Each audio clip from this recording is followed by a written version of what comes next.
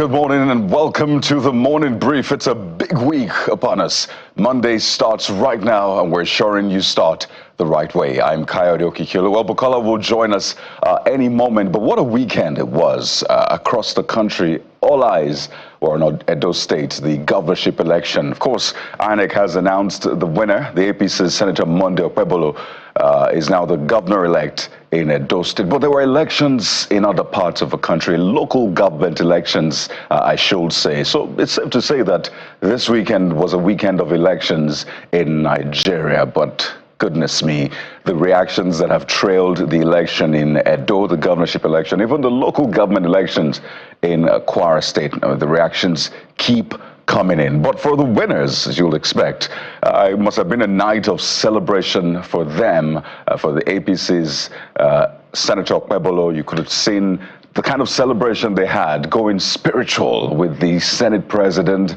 Godswill Akpabio, the Senator, also from Edo State, and former Governor Adams Oshiomhole, the Deputy Governor Philip Shaibu, and a host of others going spiritual, singing songs of praises just to celebrate that victory. But as you'll expect, the PDP is not taking that loss. And of course, they have said that this is probably the worst election they've seen in history. The Adamawa State Governor speaking about it. The Governor of Edo State himself, Godwin Obaseki, calling for calm. The president has said that, well, this election is a sign that the people of Edo State support the APC government and its policies. But not to worry, this is going to form a major part of the show today. So it's a new week. What is your plan for the week? Whatever it is, we are here to ensure that you start your week on the right note. So let's get started and give you a sense of what the show would look like today. And as you'll expect, the Edo State election is big on our lineup this morning. It's the morning after INEC declared APC's Senator Okpebholo. Well, pun intended, maybe, because it's also a Monday, and Senator Monday takes the day. Well, he's been declared as a winner of Saturday's governorship election in Edo State, an election that was fiercely contested by the APC and the PDP. Well, the PDP and its candidate, Ighodalo, are not happy, and election observers have raised concerns as well. So today we'll walk you through all of the deciding factors, the aftermath, what worked for the APC, what worked against the PDP, the widespread vote buying that we saw. Come on, these are all factors and issues that we'll place on the table this morning to help you get a sense of that election. But that's not all. We also turn our attention to the experience of Nigerians in Dubai, which has not been the best, we must say, from deportations to arrests and what's been described as unfair requirements for visa and stay. Well, today we uncover these stories, which have become a litmus test for the Tinubu government handling of foreign relations. And of course, all eyes on the October 1st resumption. Will it be? Will it not be? These are issues we'll take on this morning. Well, you can also be a part of the show, #CTV Morning Brief. That's how to be a part of the Morning Brief. So let us know what you think first about the Edo governorship election. How are you taking all of that in, from the conduct of INEC to security agencies to the people themselves? We must say the conduct of the people also determines the election and the eventual outcome. How are you taking all of that in? Did you participate in the election? What did you see? We'll be speaking with our people on ground as well, but would like to hear from you. And if you were part of any of the local government elections that took place over the weekend, let us hear from you. Has it been a good one? Has the outcome reflected the will of the people? Let us know. #CTV Morning Brief. So send them in across X, Facebook, Instagram, what have you. Let us hear your thoughts. And if you've got videos, perhaps things that you witnessed, the elections or otherwise, send them in as well. And if you're watching on YouTube, hey, by all means, be a part of the show. We'll take a moment now, and when we return, we'll bring you all of the stories you may have missed over the weekend and the ones that are just in as well. That's in a few seconds. Stay with us. It's the Morning Brief.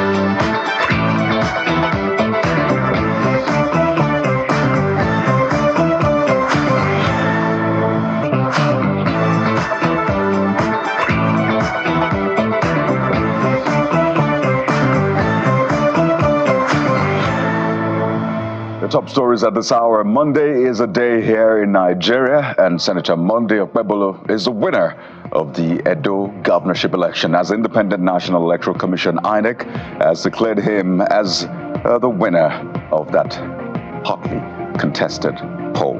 Senator Okpebholo beat his main challengers, the candidate of the People's Democratic Party, Aswe Gutalu, and that of the Labour Party, Olumide Akpata. The returning officer, Professor Farouk Kuta, declared him as the winner of a poll at the Coalition Center in Benin City, the state capital, with 291,667 votes, while his closest rival, the PDP candidate, polled 247,274 votes. I, Professor Farouk Adamukuta, hereby certify that I am the returning officer for the 2024 Edo State Governorship election held on the 21st of September 2024. That the election was contested. The candidate received the following votes. Party A, 222 votes. Party AA, 206 votes. Party AAC, 273 votes. Party ADC, 1,956 votes. Party ADP, 1,099 votes. Party APC, 291,667 votes.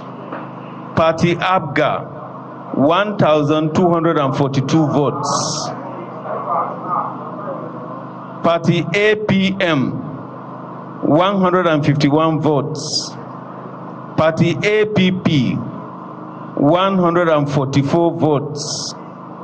Party BP, 217 votes. Party LP, 2,763 votes. Party NNPP, 1,034 votes. Party NRM, 720 votes. Party PDP, 247,274 votes. Party PRP, 635 votes. Party SDP, 537 votes. Party YPP, 296 votes. Party ZLP, 254 votes. That Okpebholo Monday of APC, having satisfied the requirement of the law, is hereby declared the winner and is returned elected. Signed by the returning officer, Professor Farouk Adamukuta, this day, 22nd day of September 2024.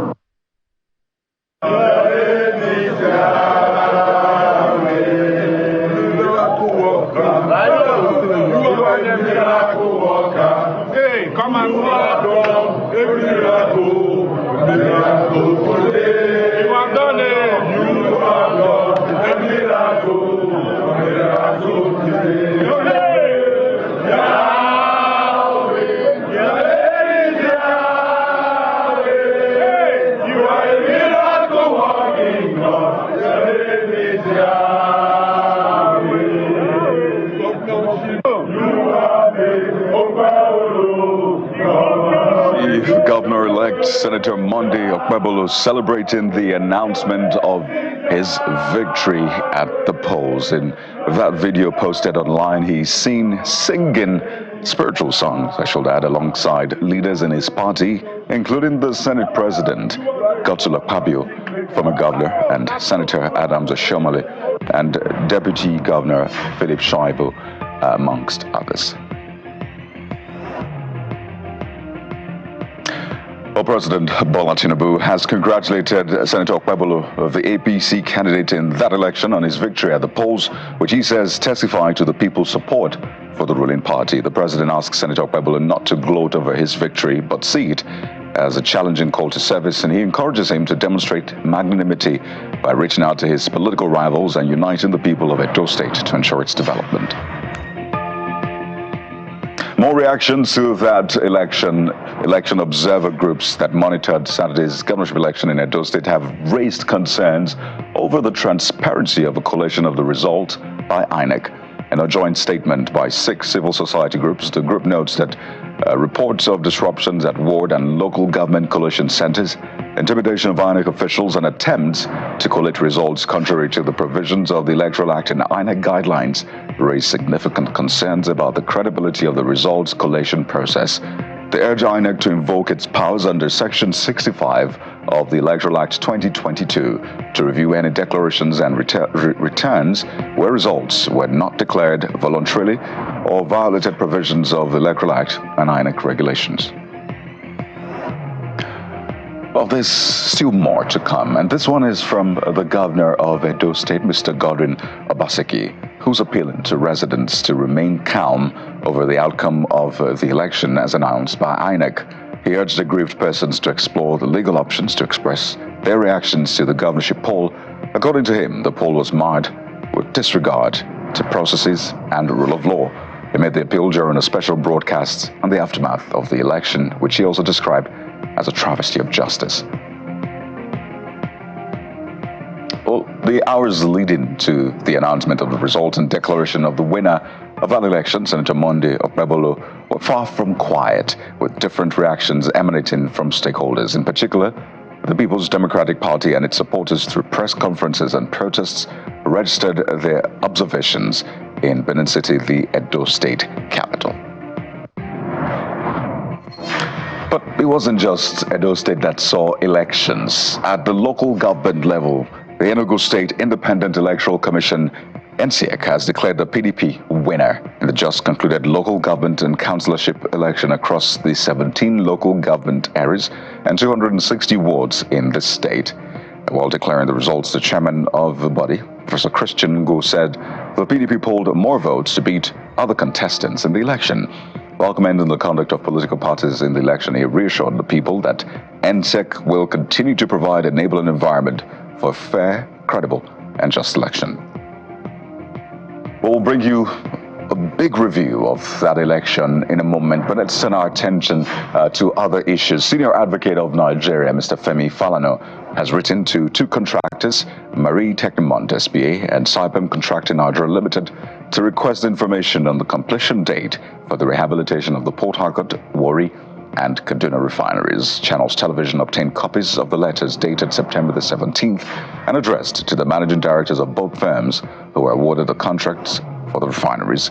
Mr. Falana says in the letters that he confirms that the federal government awarded them a contract for the rehabilitation for the Port Harcourt on the one hand, the sum of $1.5 billion, while Saipem got the contract for Warri and Kaduna refineries for the same amount. He then asks for confirmation of the date of the completion of that project. Let's talk security now. Troops of Operation Safe Haven have arrested another set of suspected gun runners who were in possession of automatic weapons in the Plateau State. Addressing a news conference in Jos, the Plateau State capital, the Military Public Information Officer, Operation Safe Haven, Major Samson Zakom, says troops conducted operations in Bokos town, a Bokos local government area. He explains that the intelligence-based sting operations led security agencies to the criminal hideout where the members of the said syndicate were finalizing transactions. Well, let's head outside the country now. The United Nations General Assembly, UNGA, has adopted a pact for the future, which UN Secretary General Antonio Guterres described as a landmark agreement that is a step change towards more effective, inclusive, and networked multilateralism. The pact, which also includes an annex on working toward a responsible and sustainable digital future, was adopted without a vote at the start of a 2-day summit of the future. The agreement came after some 9 months of negotiations. So global crises have spotlighted the need for a UN reform and overhaul in international financial systems. And now sports news. Manchester City forward Bernardo Silva said only one team came to play football in their 2-2 Premier League draw with Arsenal.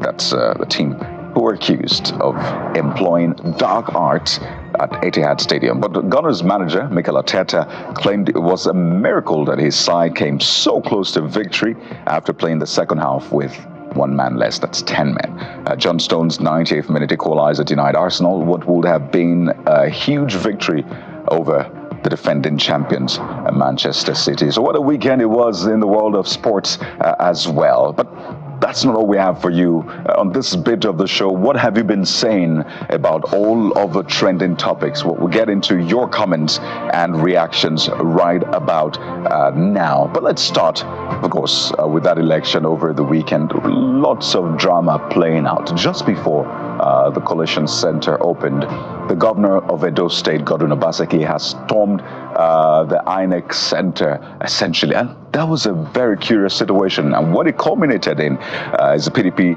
or rather the APC and security agencies, saying, well, you're not meant to be here. Eventually, he was escorted out of the Coalition Center in Benin City. So take a look at it.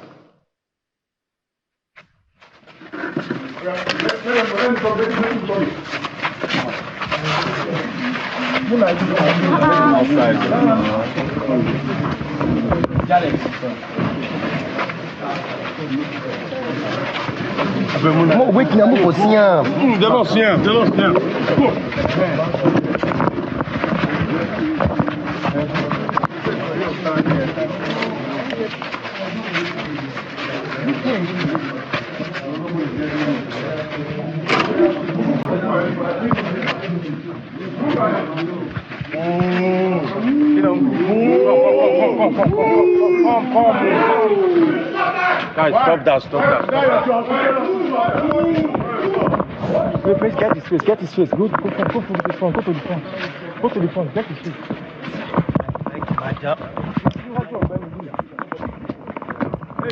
And there you see Governor Godwin Obaseki being escorted out of the Coalition Center by security operatives. A lot of them, I should say. By the way, this happened midnight, right? So there were lots of questions. Eventually, we saw APC supporters as well saying, well, you're not meant to be here. That was outside. But Nigerians have been reacting to this. This happened before the Coalition Center eventually opened. Now, we have the first comment from Oluwadamilola. You might hear maybe some exasperation in that tone of the tweet, which says, same issues after every election in this country. That's basically what the user said, and basically maybe re-echoes what a lot of people have been saying. But let's see what Abdullahi has to say on this one. Abdullahi says that's the best thing they can do. Otherwise, things may fall apart. There's no gentleman politics in Nigeria because all other state institutions, that's INEC, law enforcement agencies, are working, according to this user, for the ruling party. So Edo people must stand to protect what they voted. Again, this happened before the election was called in favor of the APC's Senator Monday Okpebholo. World Justice has the next one saying, go there with evidence and not with noise making. 98% of the results on IREV, print them out. If there's disparity in the results, INEC have announced, then present your own. And I think this was what the governor did eventually in the state broadcast, asking aggrieved parties to pursue their grievances by lawful means. I imagine he's asking them to go to court or any other means that is recognized in the Electoral Act and the Constitution. Eventually, he did a statewide broadcast. So perhaps that has done some redemption to that visit to the Coalition Center. Very early on Sunday, midnight, about 2 a.m., 3 a.m.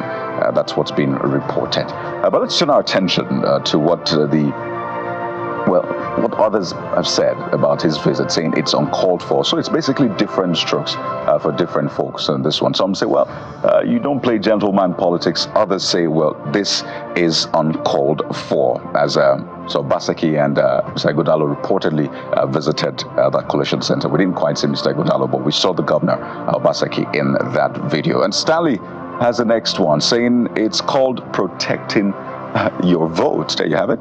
There's absolutely nothing wrong with visiting INEC Coalition Center as a chief security officer of this state. So that's another angle to this one. Ojo Adisa also says, well, it is called for, or rather it is uncalled for, I should say. That's what Ojo Adisa says. And it's a lot of back and forth on this one. Some support it, some other people do not support it. But the rules are clear about who should be at the coalition center and who should not be at the coalition center.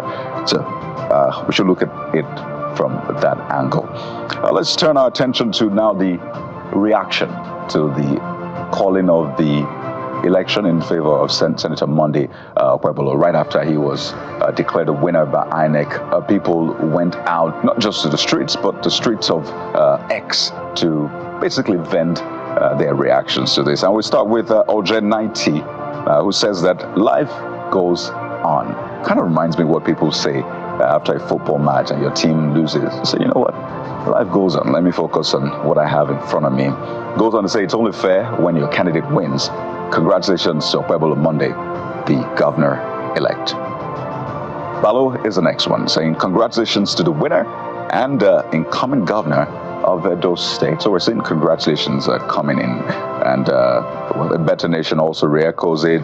Elvis Osas, a lot of people congratulating Senator Monday Okpebholo basically for the victory in the polls. So while there have been congratulations, there have been knocks as well. In fact, as we said earlier on, election observer groups have raised concerns about the conduct of that election and what we've reported, widespread vote buying threats the coalition centers, at least at the ward and local government levels. To what extent these events really tainted the outcome of the election and what lies ahead, one, for the candidates in that election, particularly PDP's Asuego Dalo, that's on the one hand. For the people of Edo State, how are they taking all of this in? Because the intricacies of the election in Edo State is quite interesting. There is a cultural angle.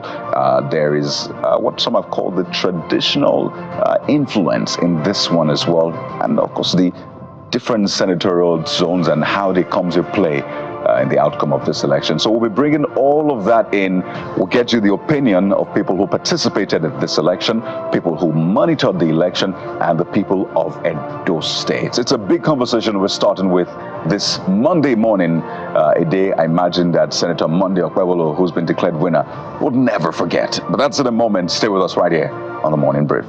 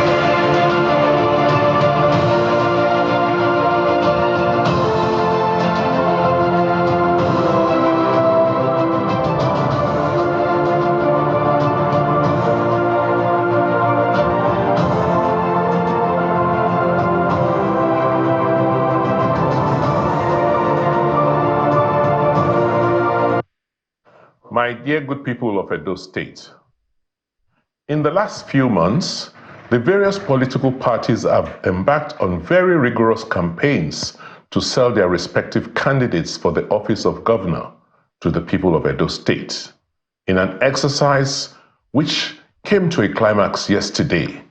The attractive thing about democracy is the power it bestows on the people to choose who governs them.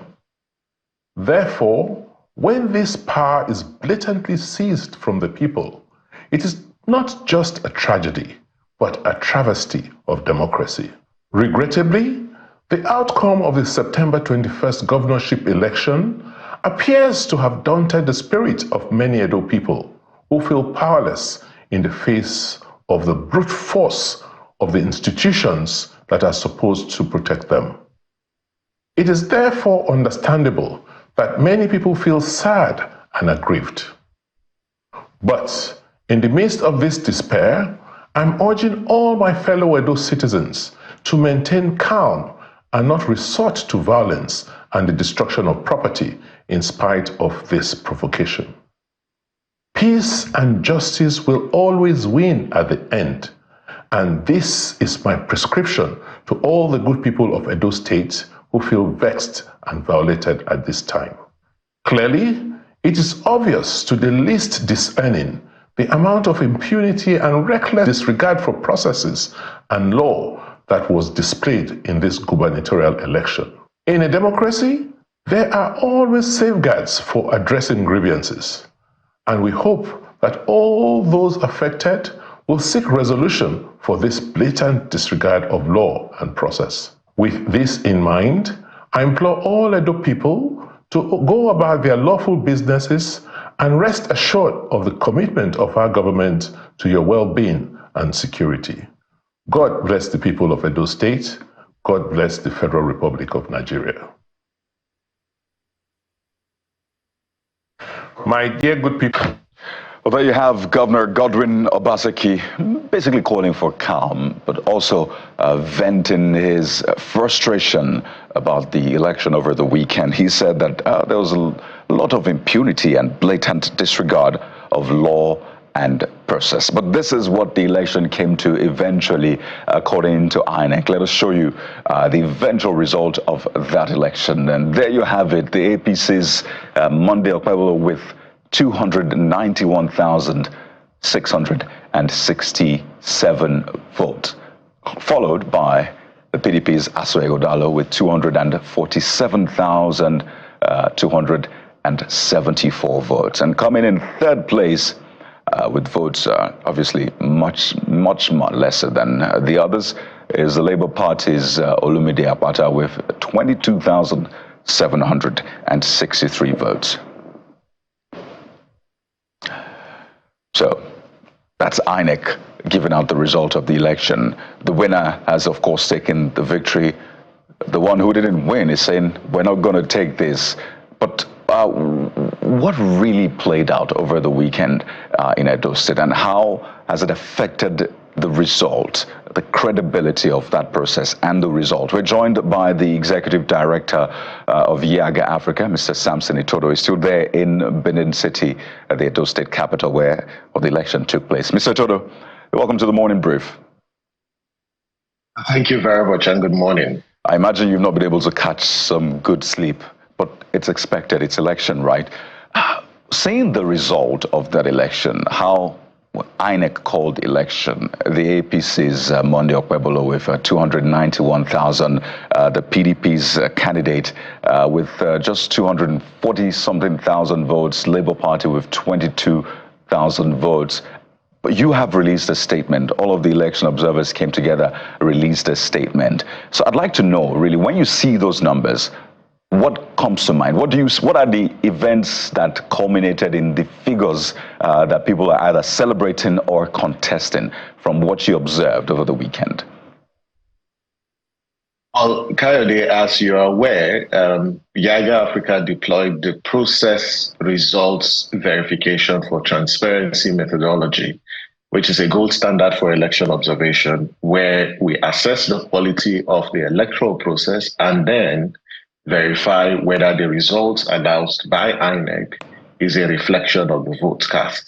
Now, we've deployed this methodology for 2 presidential elections, for 16 off-cycle governorship elections. So this election is the 17th governorship election we're deploying this methodology. Now, the protocol for the methodology is such that I wouldn't be able to speak, to this outcome this morning because later this morning we would release our final results on our assessment of the results announced by INEC. But here are a few things. I think the first thing to note when you look at this entire process, it shows that, one, that we still have a long way to go with respect to sanitizing our electoral process, because what is disturbing is this sort of regression in the quality of our results management process. And we're beginning to see, old tactics of election manipulation resurfacing in our electoral process. And that is really sad. The second, issue to note is that when you look at this election, from the commencement on election day down to when voting ended and results were recorded, INEC consistently applied its guidelines. The beavers functioned optimally across the state.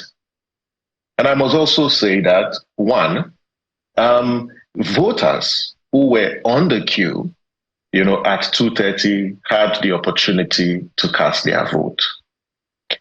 But when it came to the results collation, and that's why at least 6 of those who deployed, election observer groups who deployed, observers for this election, yesterday issued a joint statement, quite unprecedented.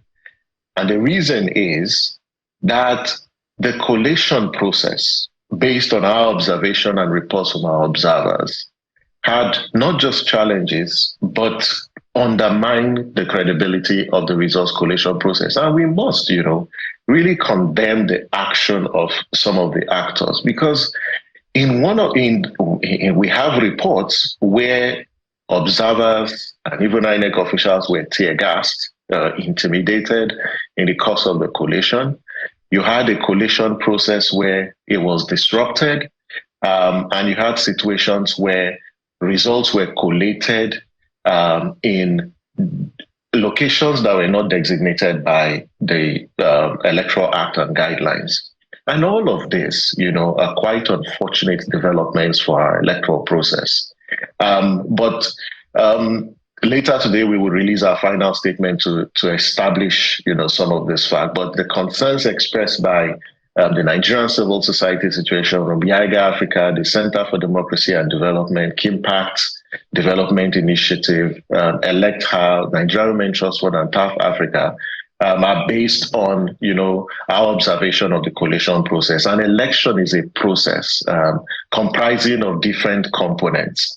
And so one component, if not managed transparently, can actually hurt the integrity of the entire process. So from that statement, which I read here, it says reports of disruptions at ward and local government collation centers, intimidation of INEC officials, and attempts to collate results contrary to provisions of the Electoral Act and INEC guidelines. You've re-echoed that point here today. But when you look at the eventual outcome of this election, which is what a lot of people really want to get a sense of. So the APC has 291,000 votes. The PDP has 247,000 votes. Labour Party, 22,000.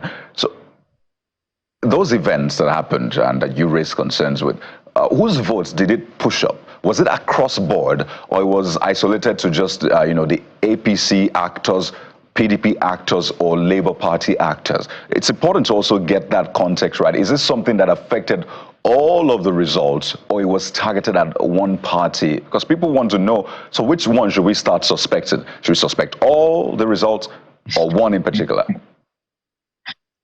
Okay, like I mentioned earlier, I beg that you wait for our final results to provide all those details. But one thing I can tell you is that all of the parties are complicit, in the infractions that happened in the course of this election. All, at least the major political parties, were all involved in vote buying. as we have stated in our midday situational statement, as other observer groups have also stated, because the major political parties were seen buying votes 10,000, 5,000 naira. So I think all the parties are complicit, and we will later today in our statement provide further details as to how all of this played out in the course of the results collation process. But all the parties, are complicit in committing these infractions. Let me push this further. People have called this PDAPC. They've even added LP in that, saying they're all the same. So when you say they all participated in this, of course, we'll wait for that, your report, and I know it's going to be a big one, so don't worry. I will hold off the horses for now. But I want to also know how you rate the people's performance in this one. We're always focused on political parties, INEC particularly, which oversees the election, security agencies, who, by the way, were said to have been, well, to a large extent, matured and professional, even though we saw the vote buying in the presence of security officials in some parts. But the people, we don't quite talk about the people. Maybe we do, but not as much. So would you also rate the people in this election in terms of maybe vote buying, their conduct, even voter turnouts, which we'll come to? Would you rate the people, and how would you rate the conduct of the people in this one? I think we should go to I'm glad that you bring the question about the people, because, prior to this election, we did at Yaga Africa say this election is underpinned by three big tests. And the first test is the resilience test, which really relates to citizens and the voters and whether voters were going to show up. And what's the trend? We saw that 85% of registered voters collected their PVCs in Edo State. In fact, over 70% of the new registered voters have collected their permanent voters card. And some local government, especially Okpebholo, was turning out 100% PVC collection rate. But one concern that we now saw yesterday is that in terms of turnout for the elections, the voters didn't pass the resilience test, because we noted that there will be early warning signs of violence, and also the rainfall. It could impact on turnout. Those were our projections. Now, what we saw on election day was that there was really poor turnout. 22%, turnout of voters is lower than the 27% that was recorded in the 2020 election. So the big question is, what happened, to the over 1.5 million people who collected their permanent voters card? Why didn't they defy, the rain? Although some voters showed up, if over 600,000 voters showed up in yesterday, we must commend those voters for their resilience that they demonstrated. Some of them stood in the rain, to cast their vote. They were also patient in the face of the logistical challenge that was recorded during the election that led to late opening of polls. We need to commend them. But when you look at the turnout, it shows that, people didn't show up to vote in this election. And that is disturbing, because this downward trend really suggests that we have a lot of work to do to continue to inspire confidence on the part of people. We as a country also have a lot to do, especially those in government have a lot to do to deliver good governance to the people, so it incentivizes, participation. When you speak to voters, some of the concerns that they raise is, why should they show up to vote when their lives have not improved? If you ask them, they will tell you the entire security deployment for this election, the threat for violence, which was quite high, even though the election was peaceful at the end of the day, really are factors that impede on voter turnout. So these are some of the issues, but we must commend the 600,000 people that showed up to cast their vote, because this was an election that appeared the politicians were preparing for war and a showdown. but that they showed up defying all odds, defying the early warning signs of violence, and they were patient, they were understanding. I saw locations where INEC officials and materials arrived late, but the voters sat and they waited patiently, for those INEC officials. Is one encouraging dimension of this election. Well, we'll talk about the dynamics, the change or the difference from the presidential election turnout and the way people voted, or at least how they came out voting for the Labour Party. Imagine that over 300,000 people voted for a Labour Party, and you had other people voting for the other parties. If you put that together, clearly more people turned out. Maybe we'll talk about that dynamics, but I want you to also speak to the performance of the people in that very tricky situation of vote buying, right? So it's one thing to offer, I understand that they offered bread, 5,000, 10,000. I mean, it was that much, or that little, I should say, being offered. So it's one thing to offer. It's another thing for people to say, well, I'm not going to take it. I'll vote for my conscience, or I will take it and still vote for my conscience, or I will take it and vote against my conscience.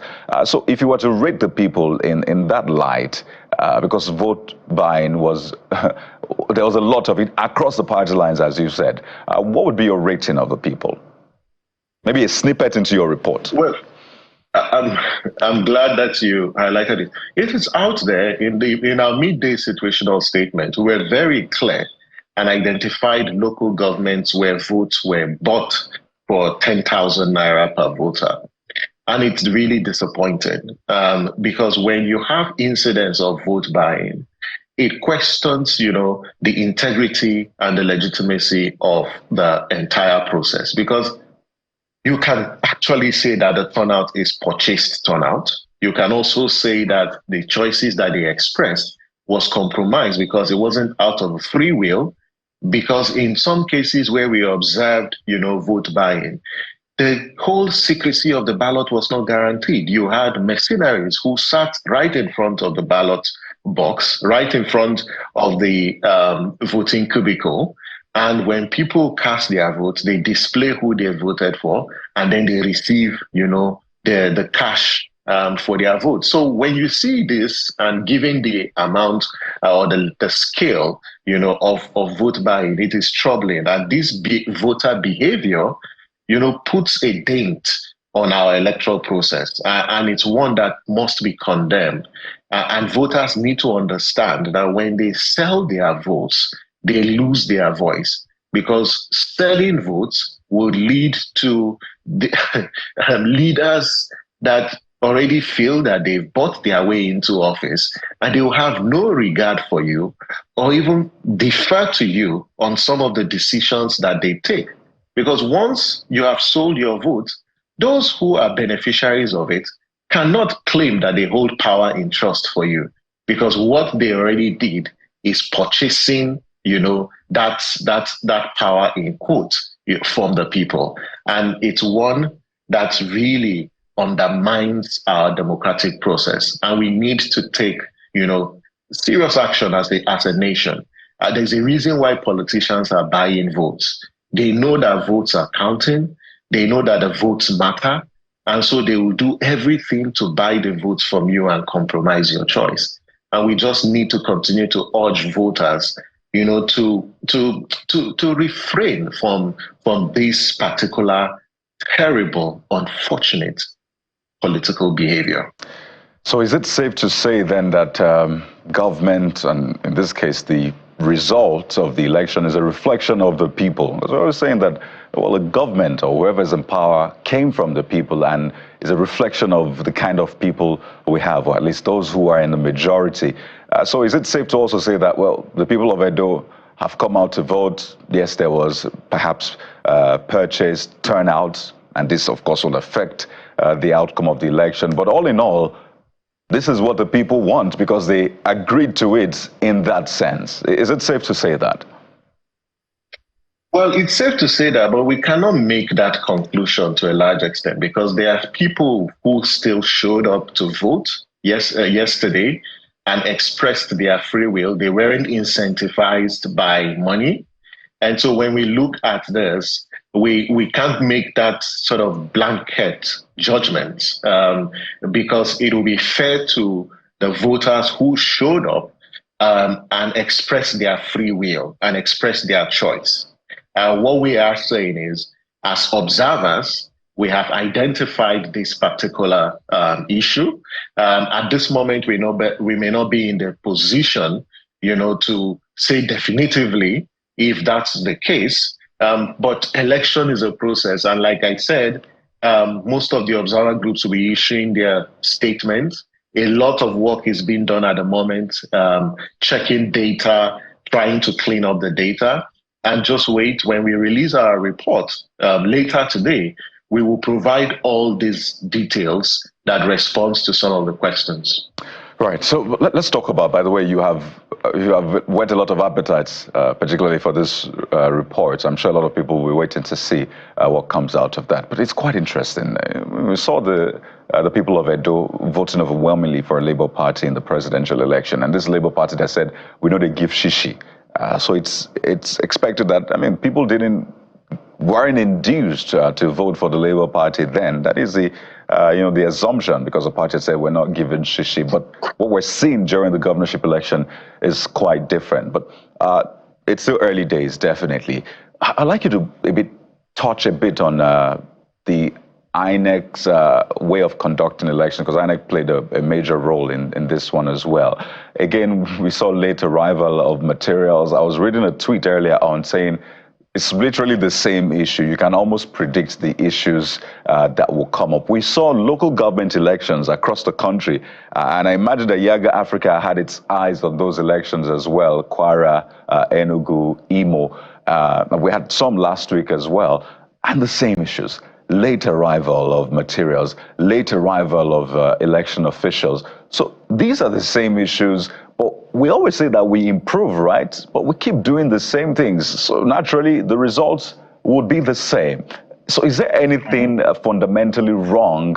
I don't know if it's with the INEC or the system INEC finds itself that we're not able to improve on our previous performance, particularly in those areas. Well, you see, these perennial challenges of logistical issues have been here for too long. And it is safe to conclude that these logistical issues are not accidental. They are intentional. Because if they're not accidental, if they're not intentional, then we would have looked for a solution, to address this. There are three fundamental issues, Kayode. The first one is INEC goes into contract with transport union or road or motorists or car owners. They sign the contract or MOU. These unions and these transporters default on their contract. There's no consequence for defaulting on contractual obligations. In the next round of election, INEC still engages these transport workers.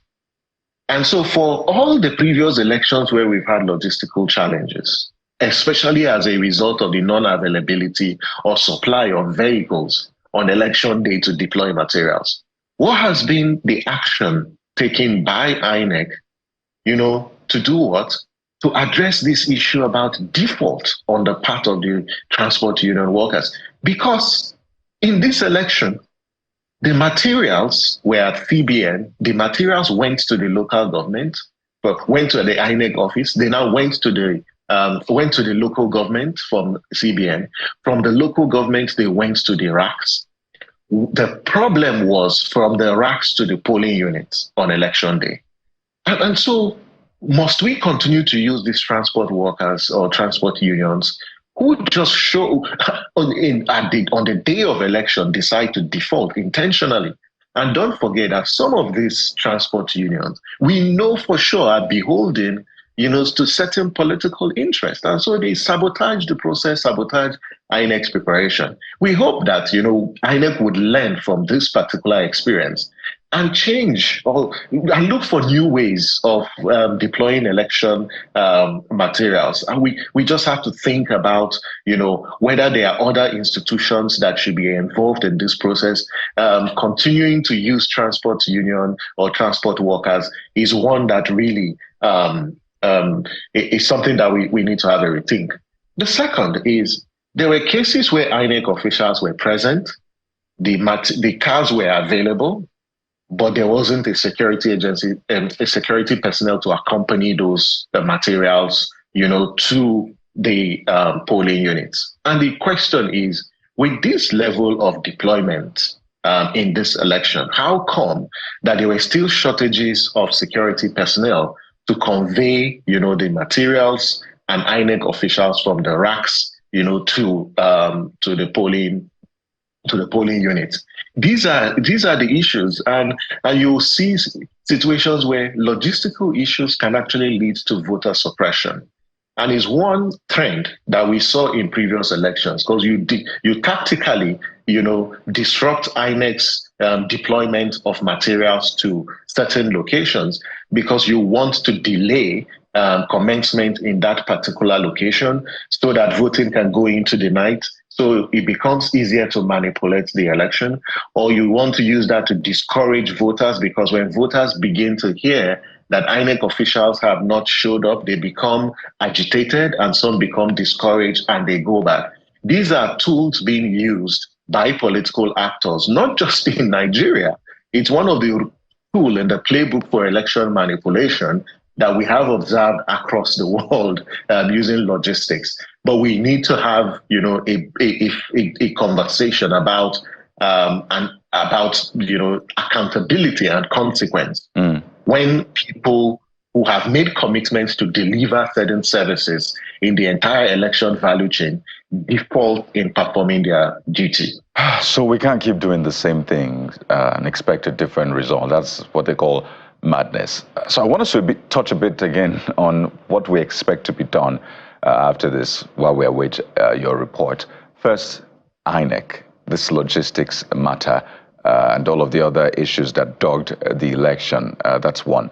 The people, and ensuring that, one, they don't get induced, or at least make politicians think that all you need to do is induce the people. You don't need to bring ideas to the table as much. Don't worry. Once elections are here, or in the build-up to elections, give them petrol, give them bread, give them 5,000, 10,000 T-shirts, face cap. They will vote for us. Because what that means is when the real business of governance starts, they'll probably just rinse and repeat what they were doing, or they will be exhausted because they're trying to recoup all of the investment that they made in the election. So the people have a role to play. And I don't know if you want to speak to the people this morning, because it's garbage in, garbage out, right, for the people. That's on the one hand. For INEC as well, I don't know if we have to rethink election logistics yet again, because we see, or we seem to be seeing influences in this process such that certain people are maybe denied the time, opportunity to vote for their preferred candidate. So those two major parties, the people, I'm not talking politicians here really, because they may hardly change. So the people and INEC. I think for the people, it's just to urge them to maintain the peace and the calm. I think that prior to this election, everyone was worried, everyone was scared because of the tense political environment. And the people of Edo State, again, have demonstrated that they're a very peaceful people. And we want to urge them to maintain that calm and maintain the peace, because the cost, for violence is very, very high. The cost for violence is high. And more importantly, to say that if there are any issues, if you have any grievance, with the outcome of this election and this process, our laws are very clear as to what can be done, to ventilate those views. Now, INEC has, 7 days based on provisions of Section 65, to review declarations where those declarations have been made under duress or involuntarily, or where those declarations were made contrary to the provisions of the Electoral Act. And like, the Election Observer Group said, INEC should invoke those powers where questions have been raised regarding the outcome of the elections, thoroughly investigate. And if, after its review, it discovers that there aren't any inconsistencies or there aren't any violation of the guidelines and the Electoral Act, then it should communicate to the stakeholders what are the findings of its review process. And that's what INEC needs to do. The second is there are collation officers who acted in manners and in ways that are unbecoming of collation officers. They didn't uphold the principle of transparency and credibility in the course of managing the ward collation and the local government collation. INEC needs to address this issue, especially those who subverted, the collation process. It is important as a way of building confidence on the part of the public. If it is established that either votes have been inflated or votes or results were manipulated, the consequential action INEC takes will go a long way in inspiring public trust and confidence in the Electoral Commission, especially for a process that was really seamless, save for the logistical hiccups and the commencement. 1-2 hours after 8:30, things stabilized and people were able to cast their votes. The process was really seamless until it came to results collation. And lastly is also the role that security agencies played in the course of the collation process. And I think that the police needs to thoroughly investigate some of the actions taken by its officers in the course of the results collation. But I think that Benin is peaceful and it should remain that way. And if people have concerns about the electoral process, they should seek redress, through the civil and legal means, trusting that those who have the capacity, those who have the role and the function of judicial review, will do so guided by the principles of justice, will do so guided by the principles of accountability and strong commitment to democratic practice. So INEC 7 days begin today, right? So they have 6 days now, I imagine. Mm-hmm. Okay, so we'll wait to see if anything will come out of that. We rarely see that really. So we'll wait to see if things will change. That's on the one hand. And I should say that the security agencies are not out of the woods yet. Arrests should have been made if there was blatant vote buying, intimidation, manipulation. I want to believe that arrests were made, and I think that by the EFCC, but the police, by the EFCC, but the police, which is meant to lead, the security for this election. I hear that a lot of vote buying was done in the presence of security operatives. So the police must come out and tell us how many arrests were made, because a crime cannot be committed around you, a policeman, a law enforcer, and you look away. Mm-hmm. No. So clearly the police needs to do a lot of explanation to Nigerians. How many arrests have been made, and what is the process for prosecution in collaboration with INEC? So security, particularly police, is not out of the woods. And of course, politicians, we saw the vote buying that played out, APC, PDP, and nobody should blame the other. We saw your agents actively engaging in a lot of this, and we need to do better as a nation. But we'd like to thank you so much, Samson Itodo, Executive Director, Yaga Africa. We're waiting that report. I'm sure it will be breaking news when it comes out. Thank you for your time on the program. Thank you very much. Well, we'll take a moment, but we're not done with this election just yet. We'll speak to one of the major players in the Edo governorship election and get a sense. So what exactly played out from their own part as political actors? That's in a moment. Stay with us.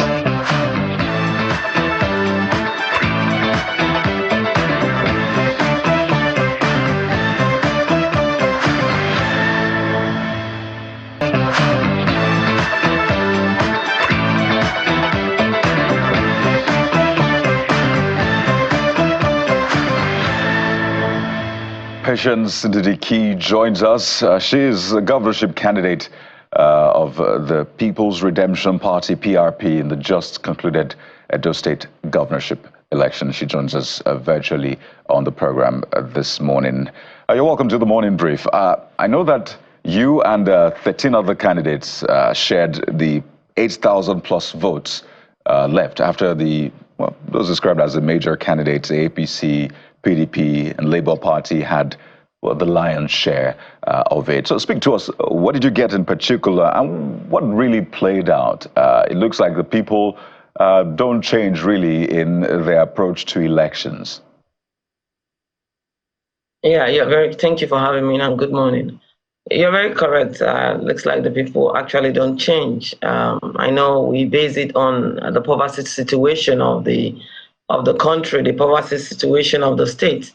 But what I keep telling people is that when we don't take our stand, when we don't do the right thing for us, the poverty situation is going to get worse. It's not going to get better. It's only going to take our character. It's going to take us to be able to change. Of course, what we heard, people were being given a lot of money, giving some money, 10,000, 15,000, the so-called popular parties, sharing money in the venue. What I noticed at the place I voted in my village, Ekeke, someone was helping, someone to, just showing them what to do. And I walked up to the police you say, you're here, and did you see what is going on?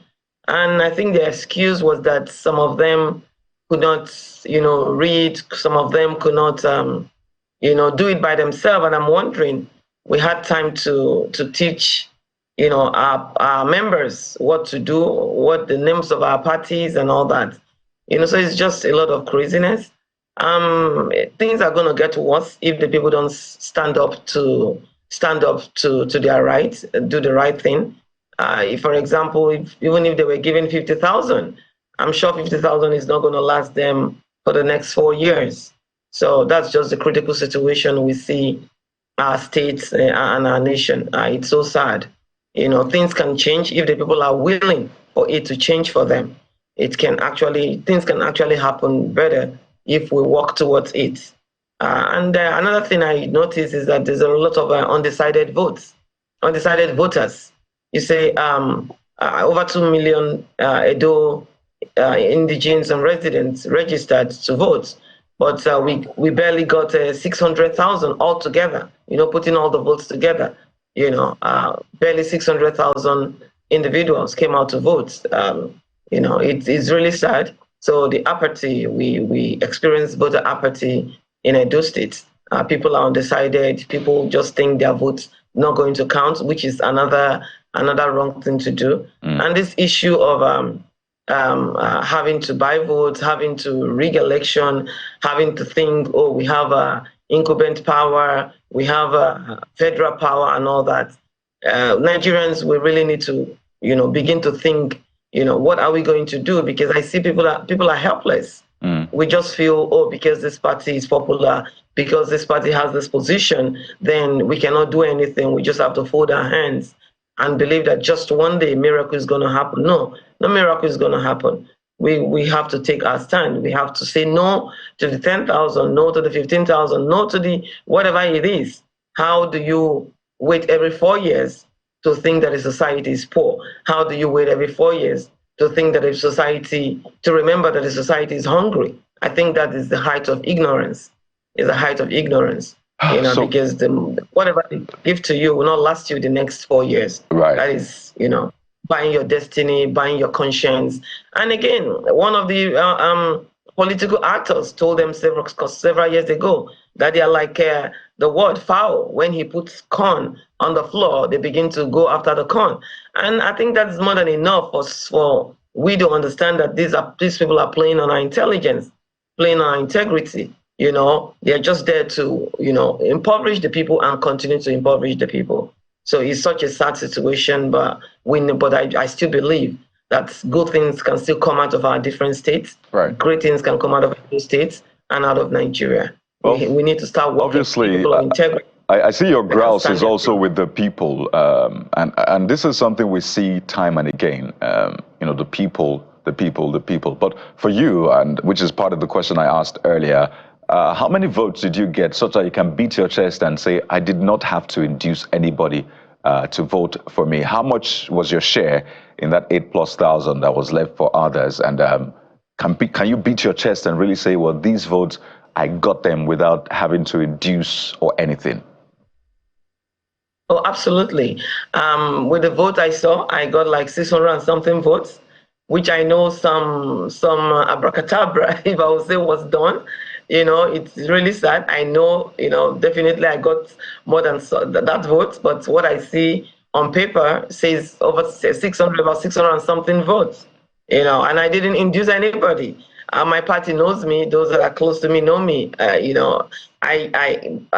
my own little way, I help people. I help people without them doing nothing for me. There are so many Nigerians back home that I've been able to empower and help, and I don't even know so many of them. I've not met so many of them, so I don't have to give anybody 10,000 or 1,000 or whatever it takes to be able to get any votes. Yes, I got 600 votes and some fraction, and I know yes, I could have gotten more than that, but for the system. So I did not give anybody nothing to vote for me. I don't have to do that. So let's speak to the outcome then of this election. While we have to deal with the issues really that are pervasive, it's just the same thing. We've come 24, 25 years in this republic, and it looks like the same thing that we saw in 1999 keeps happening. Let's talk about the outcome of this election. The APC getting 291,000 plus votes, the PDP 247,000 votes. The APC declared a winner. For you, do you think this reflects the will, the desire of the people of Edo State, seeing the outcome, the build-up first and then the eventual outcome? For you, does it reflect the will of the people?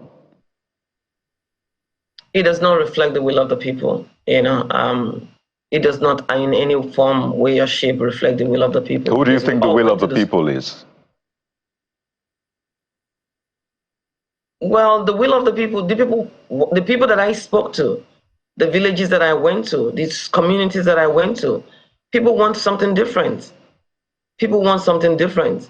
But again, the people are gullible. The people are I don't know what to say, because well, if you take 10,000 and now change your vote, if you wanted to vote for PRP and you get to a poll and someone give you 10,000 and you decide 10,000, it's what it is for you, then it's mind-boggling.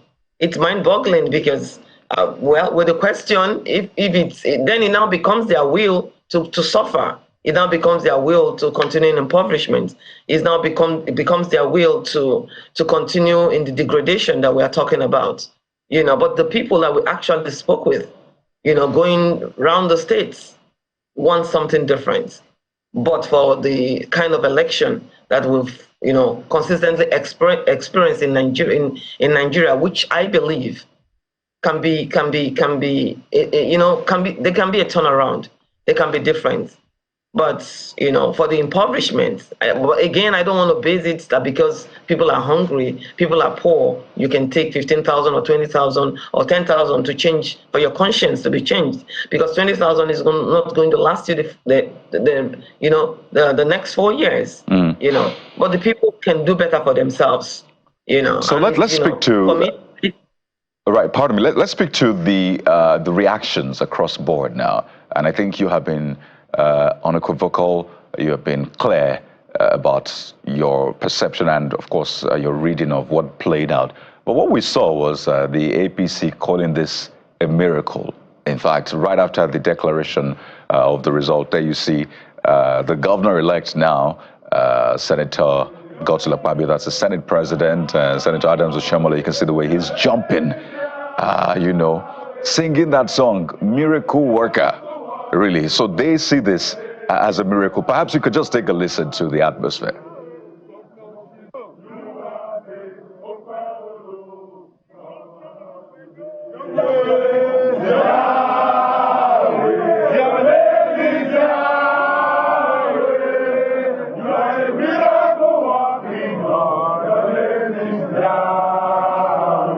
So, well, they are attributing this to providence, saying it is a miracle, really. And when you say maybe the people wanted something different, they might align with you and say, yes, something different from the PDP, which is why they voted. But when you see that celebration, a lot of people say politicians celebrate for different reasons. Some celebrate because, well, they have sustainability at least. They continue for 4 years. Some say, well, it's for bragging rights and all of that. What do you see looking at that video and the people there, the celebration, and attributing it to God? Yeah, I think we use the name of the Lord in vain. Many a times in our society, it is very, very sad. It becomes a miracle when there's a level playing field. It becomes a miracle, it becomes a blessing, it becomes what God wants it to be when there's a level playing field. When you don't go to the field to give people 10,000 to vote for you. When you don't go to the field to give people 20,000, induce them in some kind of way to vote for you, then it becomes a blessing, it becomes a miracle. But what we see, even the party themselves know, whether APC, PDP, everyone who gave money for that knows that this is not a miracle. It's just a man-induced situation. So there's nothing. It's not a miracle. And I would just plead with the Nigerian people and every one of us. We should stop using the name of the Lord in vain. It is what it is. It's not a miracle. It's a man-made situation, and it's so sad that we continually using the name of the Lord in vain after we know what we did. There's nothing miraculous about it. So let's talk about the conduct of INEC now. That's the elephant in the room. INEC in terms of deployment, arrival of officials and materials, the collation of the result itself, right? The observer groups had reported that they had recorded intimidations at the local government ward levels. So the collation of the result is also another thing. And the eventual announcement. Now, people are saying INEC has 7 days to review of that election. But if you were to rate INEC's performance across, those areas and even more from your own experience, how would you describe INEC's conduct? In the area where I voted, that's Ekeke in my village, Igwebe local government, I think they did, for the counting of us, I said to see anybody count. But from interaction... I'm sorry, madam, pardon me. We lost your reaction in the early part, particularly where you were making that statement about what you think they did. So please, if you could just recap. Okay. Yeah, so from the area where I voted in Ekeke in Igwebe local government, my village, I didn't see any abnormalities. I think things went well. It was a very small polling unit. But from interaction from others, I think it's different in other places.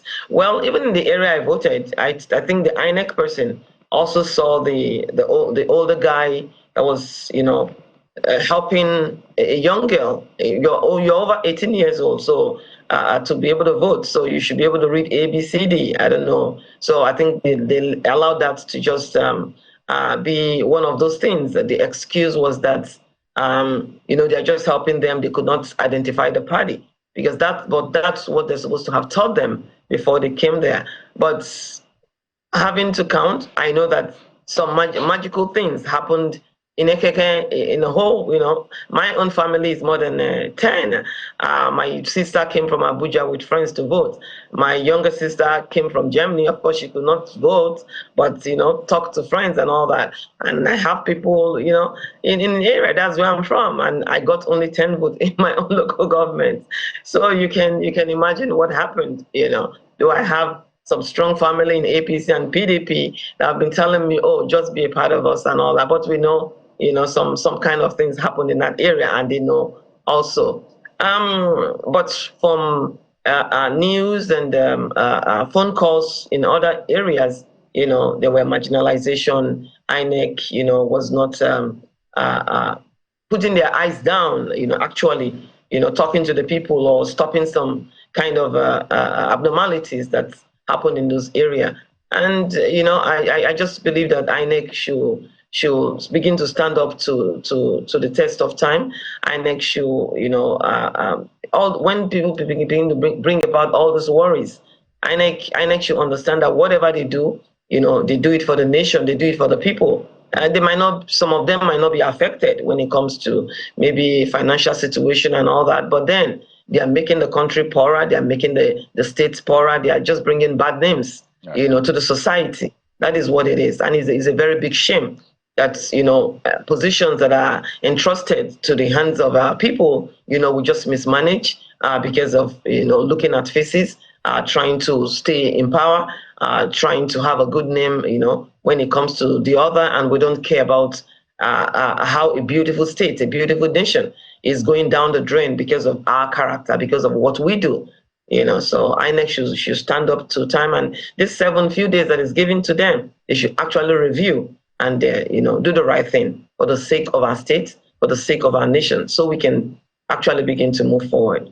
I don't know what you think that review will bring out, and I think I'd asked earlier on that who do you think the will of the people is? Would that be you or another major candidate? And that takes me to this question on the side. Now that they've extended the hand of fellowship to you, would you ever join the APC, PDP, or Labour Party, or it would always be PRP for you? Well, they've always done that, so it didn't start today extending that fellowship to me. They've done that. They've always done that. I don't believe in running from one place to the other.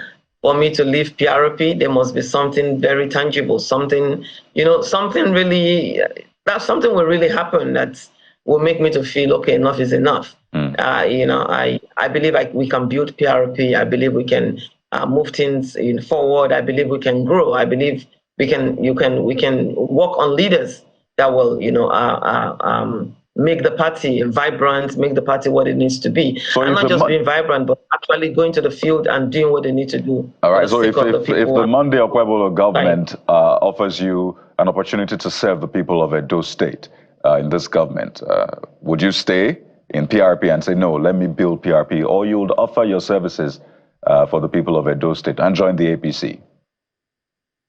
Well, if it is to serve the people of Edo State, I don't think you would tell me to leave my party to serve the people of Edo State, because the party is not going to serve the people of Edo State. It's me that's going to give my expertise, my knowledge, my wherewithal to serve the people of Edo State. So if it means leaving a PRP to be in APC because I want to serve the people of Edo State, I've always served the people of Edo State, and I know more resources can also come to my hand to continue to serve my people. So if it's having to leave PRP to join APC so I can serve the people of Edo State, then it's just that means they don't know what they are doing and they don't understand what service is all about. I'm not going to leave PRP to join APC just to serve the people of Edo State. If my service is needed, then I'll be given the opportunity to stay where I am and serve the people of Edo State. And again, if my service is needed, it will be a service that I'll be given the right hand to be able to do what is needed in the space where I'm asked to serve. So because what I see mostly in Nigeria is that people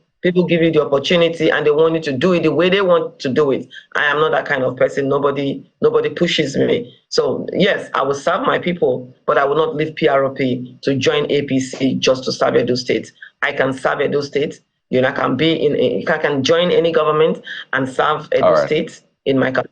Yeah. So if and when that happens, you'll then be a part of the people who you have blamed or who you have accused of, buying votes and engaging in election malpractices. Will that sit well with you? And if that were to happen, if you're in the party, would you speak up and say, I'll never be a part of this? The question you posed is serving the people. And what I'm against... But that would mean you will join the party, the same party that you're saying they're buying votes and all of that. Yeah, that would mean joining the APC.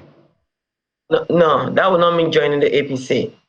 If I am leaving my party to become an APC member, that's a different thing. I am not leaving my party to join APC. And for one to even be given opportunity to serve, like I said, I've been serving my people without being a part of any party, without being a part of any government. Right. So, and that is what I'm going to continue. I have friends in APC, I have friends in PDP and all that. And if I wanted to join any of those parties, I would have done that before now. All right. So if it is to serve my people, I've always done that. I reached out to the outgoing party, PDP, when I was chairman of Nigerians in Diaspora Organization, NIDO, USA, in regards to human trafficking. I wasn't a part of the party. Right. But there are just some influence or some benefit you're bringing to a state or to a community. You need, the collaboration of the government in power. And we all know human trafficking is very sensitive stuff. Absolutely. And all that. So we reached out to him. Of course, we also met when my organization, NIDO and Abike Dabiri, hosted Buhari in New York. Okay, so I'd like to know. So I will always serve my people, but I don't have to change parties. And I don't have to work with any government if that's the case, but I will continue to serve my people. Right. So I'd like to know, again, this bit of election, the agents that were put out. So the NCSSR, that's the Civil Society Situation Room for this election, they gave a breakdown of just how much agents parties had on the field. And you saw the APC led with 41%, Labour Party 13%, PDP 25%, PRP 5%. And people have always asked, why will the party that wants to govern a state not have as much agents on the ground to at least monitor the situation and ensure that things are done the right way? So they have canvassed that maybe we shouldn't have smaller parties in that sense anymore. So we can just find a merger to ensure that you bring together all of those parties to form a formidable, party that is able to compete.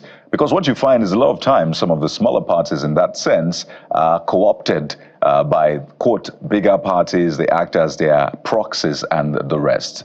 So seeing the showing in this one, you're outing, do you subscribe to that in order to have some more clout, some more power coming together so you can really fight for the people as you say you want to? Yeah, that's a very good question, and that's really mind-boggling for me. In situations where you do a lot of work, put a lot of resources, leave your family, your work, your business in another clime, and come to your place of origin to say you want to serve, and you're just faced with a lot of people who are not ready for service, a lot of leaders in a political party that don't really care. What I see about smaller parties, which PRP is not supposed to be, if the work we are meant to do, we are actually doing it. What I see about smaller parties is that they feel helpless. They feel because there's no money, nothing is going to happen, or they're not just going to be where they need to be. But when we say we are stakeholders, it means whether resources and everything, we also have to be stakeholders. Not stakeholders as leadership in the party or executives in the party. But when it also comes to doing your job, like I've said several times, even before this year, when you go to the market, go to your churches, you don't need money in your mouth to be able to canvass to people that, oh, this is PRP, we wanted to join us, this and this and this is what we have, and all that. So yes, the 5% from my party is really mind-boggling. For me, I believe in sustainability. I believe in bringing people, working with people, talking to them over time, not waiting till election, then you begin to run around and all that. I don't live in Nigeria. So, and so many people who voted, so many actually voted because, I went to school in Benin City. I was born in Benin City. I already know some people there. So maybe I would say that's even why we have a lot of votes, which is not supposed to be, because one person is not a party, it's a collective effort. So yes, I would say yes, we didn't do much of the work we needed to do to be able to garner the kind of situation that we'll have. So we'll be able to put agents in different places. And I also heard that the national had called the state to talk about some agent thing, meaning the INEC reached out to my national talking about our agent. There are just some pictures that was not placed well. There was some name that was not, but I don't know whether the leadership in the PRP leadership in the state actually, answer those questions so that things can be. So that's where we had problems of the agents. We have, yes, we didn't have up to 4,000 agents, but we have some good numbers that would have been able to help to take us where we need to be. And joining forces with parties. We tried it with especially the other smaller parties, but it looks like, so many of us were not telling ourselves the truth. And like I told them, I really don't have time to waste with anybody. I don't have time to waste in meetings. If we'll come and we want to form alliance, we want to merge, just because, for the people to know that we are serious, that is fine with me. But if it's, the cook and book stories, I'm out of here and all that. So yes, we can do better. And forming forces, we need to form forces with people of integrity, people who are there not for political reasons, but for service. Because leadership for me is all about responsibility and seeing challenges and preferring solutions. So yes, I believe that the parties, the little parties, small parties, can do better, and my party also in question. I wonder if you will be staying back after this, or you're jetting off back, maybe to work from there, or maybe still stay. But I'd like to touch on another issue. Yes, you're the candidate of PRP, but you're also a politician in Edo State, and you see all of the intrigues, all of the factors that came together towards the outcome of this election. Now, for the ruling party in the state right now, the PDP, and its governor and governorship candidate, a lot of people have pointed to different factors that came to play in the eventual outcome of this election. So they say, for example, the governor Obaseki, already had a lot of enemies. Talk about former governor Adams Oshiomhole, the FCT minister Nyesom Wike. They even said that he had some running issues with the traditional institution in the state, as well as a lot of other issues. So do you think these are material enough to impact on the outcome? Because what a lot of people have said is these people then came together to basically find a way to ensure that his candidate, or at least a candidate he was supporting, didn't get the victory. So do you think this was material enough, the intricacies of these factors?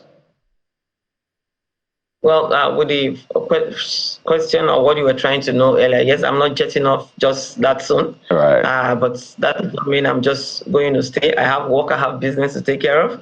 And but with this, I know I'm going to be more coming often back home. And, because I have things I'm doing here with people and all that. So we're going to, build on that and continue to move forward. Because for me, I think the job just started.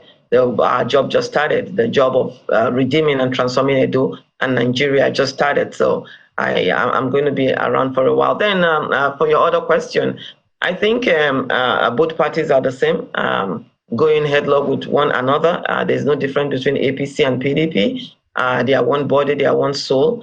The one that really concerns me, it's the traditional leadership. One thing I've always told people, and what I think anyone who comes in political leadership should know about, the space of the Oba is forever. Oba is there till God calls him home.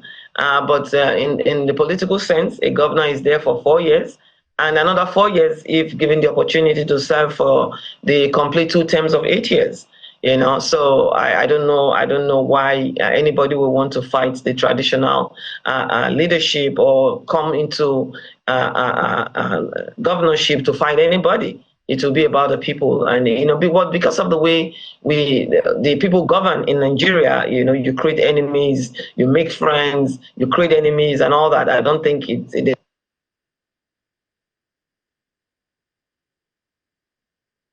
Well, looks like technology is not quite a friend as well on that one.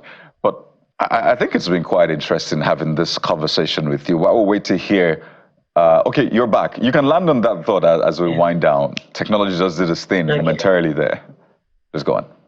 Yes, so I don't think there was any need for Governor Obaseki to make enemies with the Oba. I think that was a dangerous thing for him to have done. But whether that's made his candidate not to be the winner or whatever, with the people that I talked to, with the villages we went to, with the communities, they were not interested in a PDP, APC, if not for the push that these very parties gave it to make sure they come to the limelight, So for the leadership that has been announced the winner, why INEC also review and make sure maybe maybe something new is going to happen.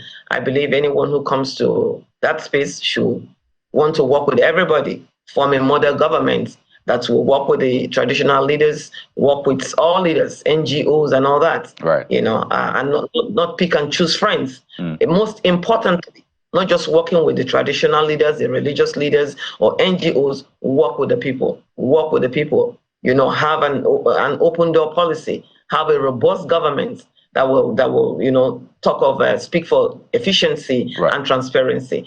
And I hope that's what they're going to do. I hope that's what they're going to do, because that will help them. Right.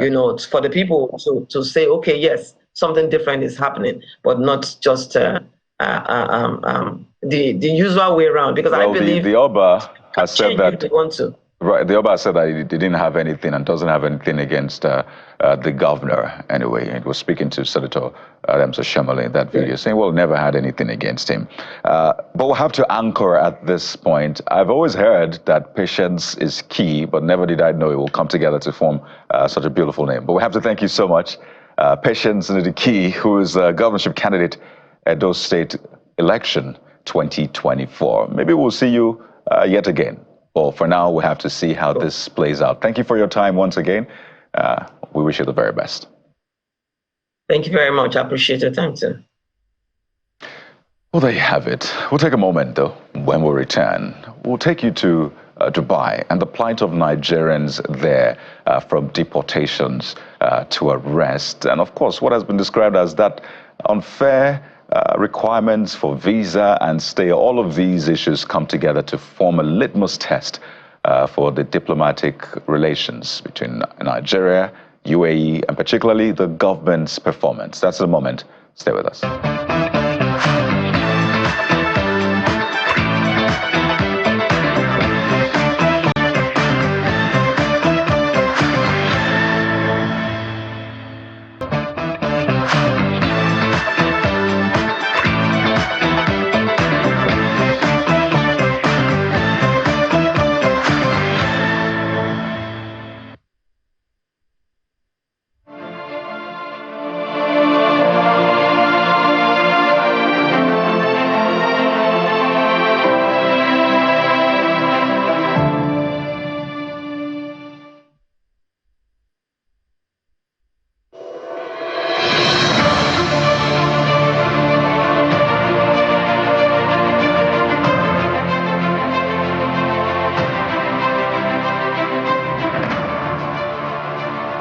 There's a lot to chew on back home: governance, economy, security, and the rest. We will take a moment to speak about the condition of Nigerians in the diaspora, and we're turning our attention to the plight of Nigerians in Dubai. You definitely would have heard reports of deportations, arrests, and the rest. And we count down to the October 1st resumption of flights, but there are issues we cannot gloss over. And this morning we're joined by content creator, social media influencer, Nigerian community in the UAE, Tosin Akimbade, also known as Citizen Tosin, joins us via Zoom on the program. Tosin, you're welcome to the Morning Brief. Thank you for having me. Good morning. Good morning. Well, yes, it's still morning where you're at, but I'd like you to first give us a background. These are stories we hear from time to time, and then people turn our attention to the challenges they're faced back home, trying to basically earn a living. But it looks like the plight of Nigerians in the UAE, particularly in Dubai, hasn't quite gotten better, because we've heard reports of deportations, arrests, profiling, and the rest. So speak to us about these incidents. Have they really gotten better? Because we understand the government has tried to maybe intervene, but did that really push the needle or not? Thank you. The plight of Nigerians living, working in UAE has since remained the same. We can count only few gains since the last year, September visit the Nigerian President Enugu made. We can count only few profits from it. But then there are many other things that are still lacking that Nigerians living, working in UAE are still suffering till today. Visa is not available for us here. Work permit is not available for us. Many other things are also going on. Last 2 weeks, there was news of 400 Nigerians that were deported back to Nigeria for various reasons. So speak to us then about what is at the heart of this. There have been back and forth, the conduct of Nigerians there. Some say, no, this is just unfair profiling. That is maybe very tiny handful. But what you see now is people who are not even involved, people maybe are staying in the same flat, or people who are just walking by and they're just profiled unfairly. So what is really at the heart of this from your findings and interactions with people? Because we need to get to the bottom of it. Okay. From our findings, we observe that people need to know a lot about their visa. People need to be aware. They need to know more information about the area they stay. Some areas are already been profiled for illegal activities, and anyone that is found in such areas, of course, they will be seems to be part of what is happening in that area. Many other people also should know more about their visa, have a reason to be in UAE. UAE is they are very security conscious, and periodically they carry out raids and to just get people that do not have business being in the country to be in the country, because security is paramount to them. And every one of us that stay in the country here can attest to the kind of security that we enjoy here. People can go out without locking their doors. People can put their stuff anywhere, even in a mall. You can put your wallet down, you can put your mobile down to take a space for you while you go get your stuff at the restaurant. So this country is very secure, and the only way the government here provides such security is periodically raiding those that should not be in the country, those that do not have business be in the country. Many people have frowned about the raiding that is going on, about the deportation and all. But according to our findings, people that have been raided and be deported, it's either they are at the wrong place at the right time, or they mingle with people that they were not supposed to be mingling with. Myself, I had encountered like 2 weeks ago, Wednesday. I was on the road, and there was a stop and search on that road. I was able to present my ID. The police were very kind to me. They attended to me very well, and we left the scene. People should just be have more information about the visa they have. It is not enough to just have visa, but they should know details about the visa they have. They should be able to explain themselves, and that is it. We cannot say for a fact that Nigerians have been profiled for bad in UAE, no. But we can say that those that were involved in illegal activities are being profiled, and friends that were found around them, show me your friend and I will tell you whom you are. So why then is it difficult to obtain and renew residency visa for Nigerians? And I understand perhaps people from other African countries. Why is it difficult? Particularly because these people are offering their services. They came there legally from at least what we know.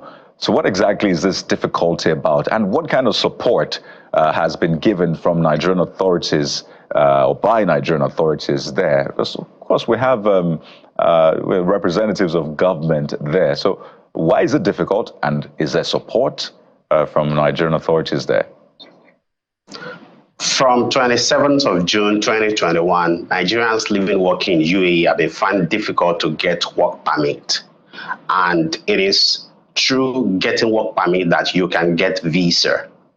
That is one of the that is why I'm shocked when people are surprised that 400 Nigerians were deported. Of course, we've not been having visa for the past 3 years. More than 3 years now, Nigerians living working in UAE, majority have not been having visa. And if you don't have visa in a country, you are prone to being deported. what support has the Nigerian authority provided? And the last administration had did a lot of damage to Nigerians living, working in UAE. The current administration, they are trying their best. Currently, we have visas are going for Nigerian ladies that are in the country. Nigerian ladies that are in the UAE, visas, work permit is currently going for them. But as we speak to now, the guys cannot get visa unless they are married and they want to be under their wife that has a visa. Till now, Nigerian guys living, working in UAE cannot get work permit. We cannot get visa. And this is putting a lot of family in difficult situation. As we all know, the men are supposed to be breadwinners of the family. And the situation where people have been 3 years without visa, without work permit, life has been unbearable for Nigerians living, working in UAE. Even Nigerian businesses in the country, life has become very difficult for them.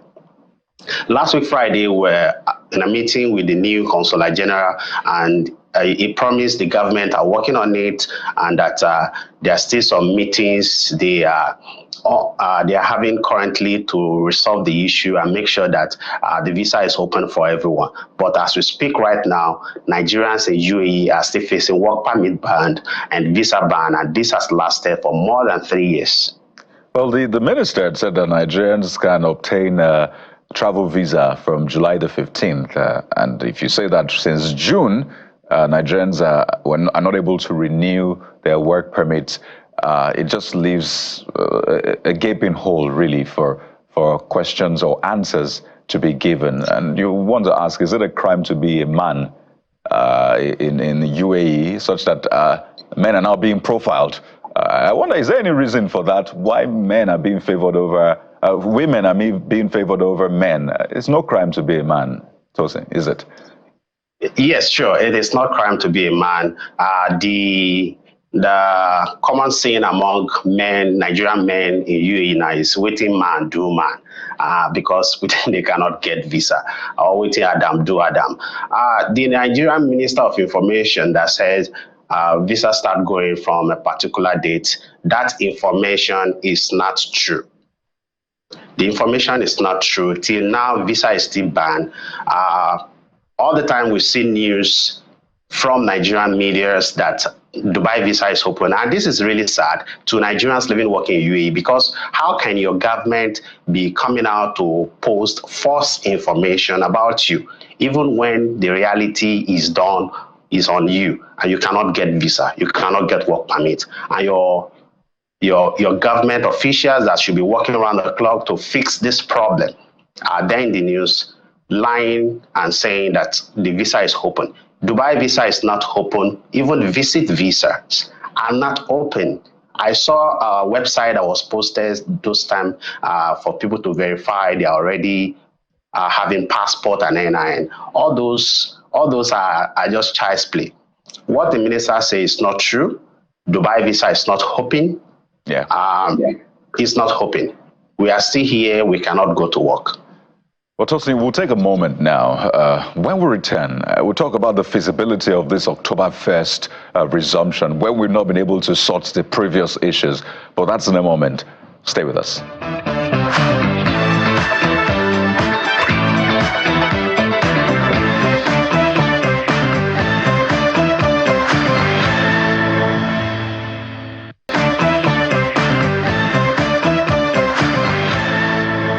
We're still talking about the plight of Nigerians in UAE, and Tosin Akingbade, citizen Tosin, social media content creator, Nigerian community in the UAE, still our guest, talking about waiting man, do man, as you said, or waiting Adam, do Adam.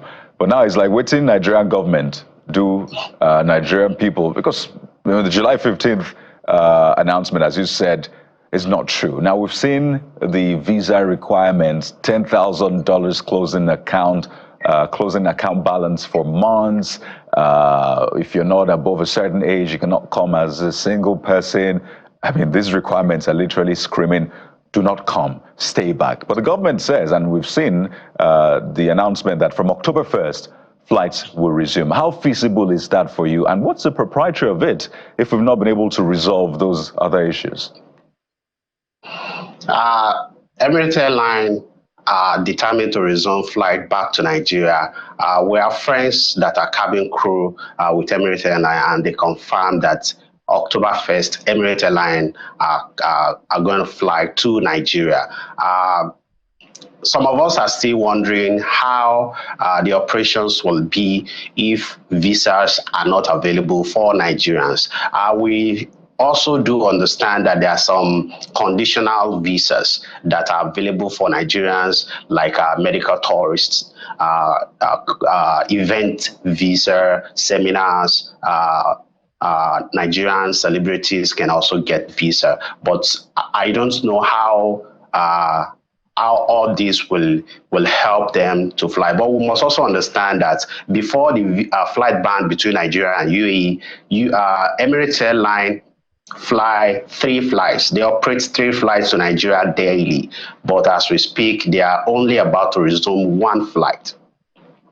So it's still a skeleton operation they want to embark on, but we want to see who will be on the flight if majority of us cannot get visa, but they are determined to go back to Nigeria. So regarding the requirements, really, what if you were to engage both governments and say, well, we've seen what you put out there, but based on the reality of things, this is what it should be. What are those areas you want them to tweak and say, you know what, maybe $10,000, let's find a way to bring this down?